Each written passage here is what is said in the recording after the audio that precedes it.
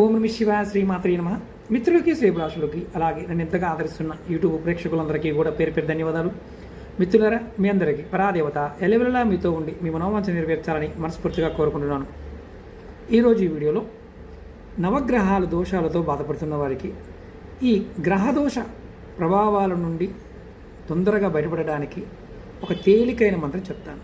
అంటే 9 గ్రహాలు మన జీవితంలో ప్రభావాన్ని చూపిస్తూ ఉంటాయి, నిరంతరం ప్రభావం చూపిస్తూ ఉంటాయి. ఒక గ్రహం మంచిగా ఉండవచ్చు, ఒక గ్రహం చెడుగా ఉండవచ్చు. ఇది కర్మకి అనుసంధానింపబడి ఉంటుంది.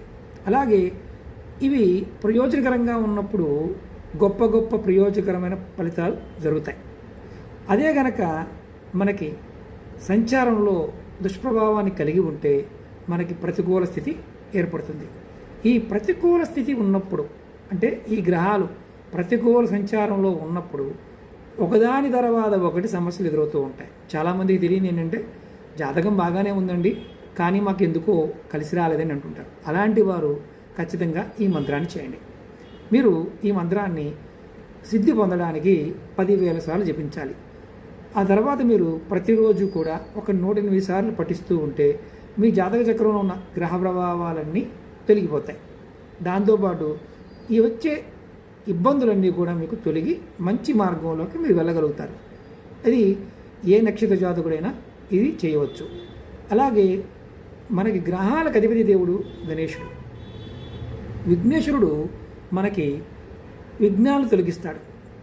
ఎవరైనా సరే గణపతి నామాన్ని రోజు 108 సార్లు జపం చేయొచ్చు. దాంతోపాటు చెప్పబోయే మంత్రాన్ని కూడా మీరు రెగ్యులర్గా ఒక 108 సార్లు చేయండి. మీకు అవకాశం ఉంటే ఒక 21 రోజుల్లోపు 10,000 సార్లు ఈ మంత్రాన్ని జపం చేస్తే సిద్ధి పొందుతారు. అంటే మీకు ఎప్పుడైనా ఏదైనా పని మీద వెళ్తున్నప్పుడు ఈ మంత్రాన్ని అనుకుని వెళ్తే చాలు. మంత్రం వచ్చి నమో భాస్కరాయ సర్వగ్రహణ పీడనాశిన్ సర్వగ్రహణ పీడనాశిన్ కురు కురు స్వాహ. ఈ మంత్రాన్ని మీకు నేను వీడియో డిస్క్రిప్షన్లో కూడా పెడతాను. ఈ మంత్రాన్ని ప్రతిరోజు కూడా మీరు ఒక 108 సార్లు అనుకోండి.